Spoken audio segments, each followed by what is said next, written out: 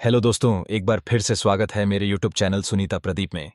दोस्तों, जैसा कि आप सभी जानते हैं कि हिंदू धर्म में गंगा को सबसे पूजनीय नदी माना गया है। गंगा के संबंध में अनेक पुराणों में कई कथाएं सुनने को मिलती हैं। महाभारत के सबसे प्रमुख पात्र पितामह भीष्म भी गंगा के ही पुत्र थे। आज हम आपको गंगा से जुड़ी कुछ ऐसी रोचक बातें बताने जा रहे हैं जो बहुत कम लोग जानते हैं। तो दोस्तों, कहानी को शुरू करते हैं।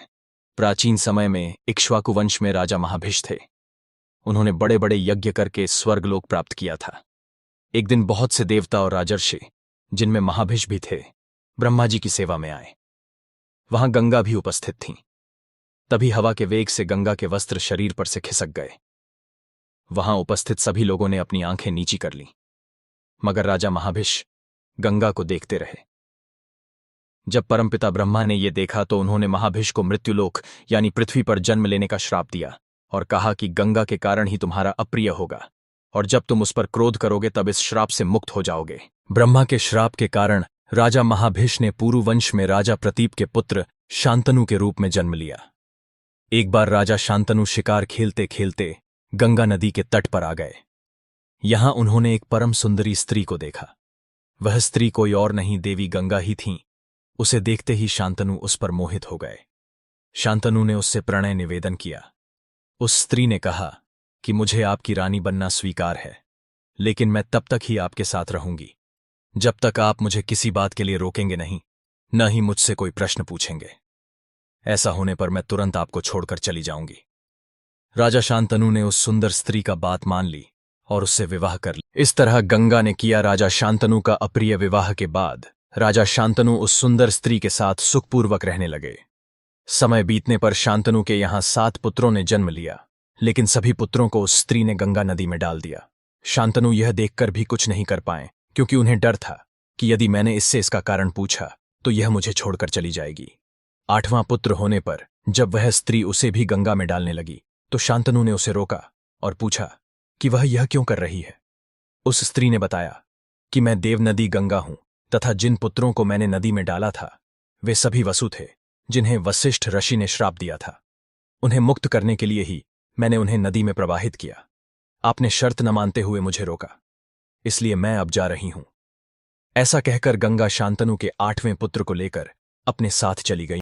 अब आप यह सोच रहे होंगे कि यह वसु कौन थे, इन्हें क्या श्राप मिला था।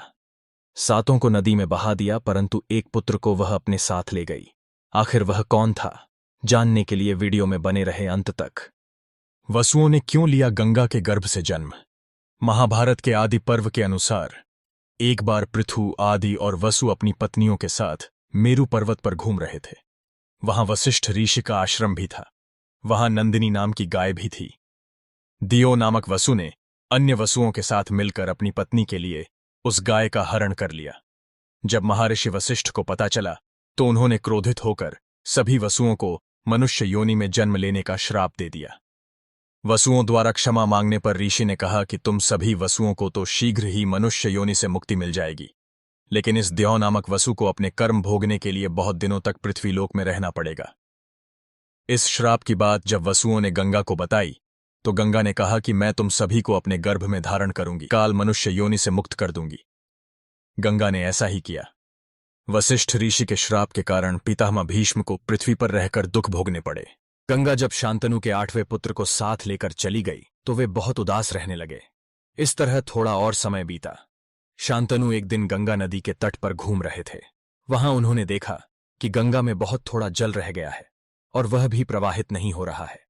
इस रहस्य का पता लगाने जब शांतनु आगे गए तो उन्होंने देखा कि एक सुंदर व दिव्य युवक अस्त्रों का अभ्यास कर रहा है और उसने अपने बाणों के प्रभाव से गंगा की धारा रोक दी है।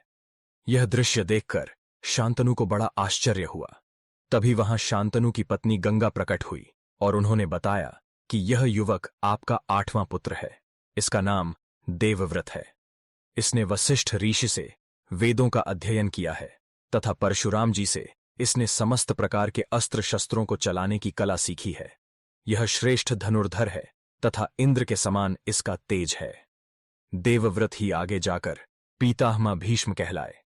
दोस्तों, आशा करता हूं कि यह वीडियो आपको अच्छी लगी हो और ऐसे वीडियो देखने के लिए वीडियो को लाइक करें और चैनल को सब्सक्राइब करें।